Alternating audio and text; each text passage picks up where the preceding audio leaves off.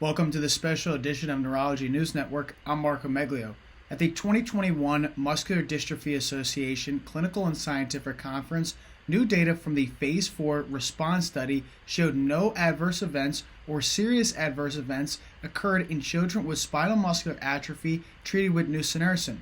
The first patient was treated in January of 2021, and the main goal of the trial is to understand if the proven efficacy of nusinersen and its mechanism of action, which leads to continuous production of cerebral motor neuron protein, may also benefit patients who have been insufficiently treated with gene therapy.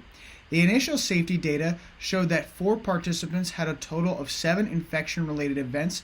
They included ear infection, viral gastroenteritis, para-influenza virus infection, pneumonia, upper respiratory tract infection, and viral URTI. 2 participants reported vomiting as well, and serious AEs, which included para-influenza virus infection and URTI, were unrelated to treatment with nusinersen. No deaths or post-lumbar puncture syndrome events occurred in the study.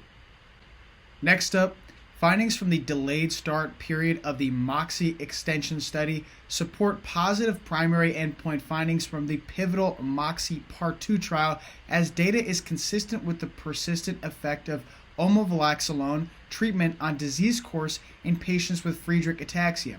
All patients in the full analysis set who completed MOXIe Part 2 enrolled in the open-label delayed start period extension.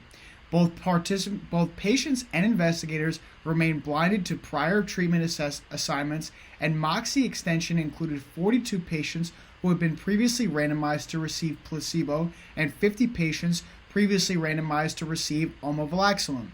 When comparing modified Friedreich ataxia rating scale, or mFARS scores, between both groups, investigators found that the difference at the end of the placebo-controlled MOXIe Part 2 study was minus 2.5 points and was preserved at the conclusion of the delayed start period at minus 3.51 points.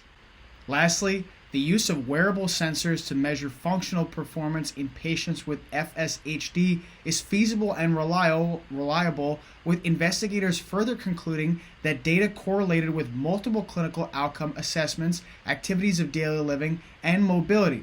Findings from the assessment may provide data on disease progression and treatment efficacy in future clinical trials in FSHD. There was a 99% compliance rate for wearing the devices, and monitoring averaged 2,626 hours per patient, with all participants monitored for a total of 2,941 days, or 36,758 hours. There were multiple parameters calculated from patients' upper and lower extremities, which were found to be reliable, and investigators noted that analysis of correlations with clinical assessments would be reported. For more direct access to expert insight and also more coverage of this year's MDA conference, head to neurologylive.com. This has been Neurology News Network. Thanks for watching.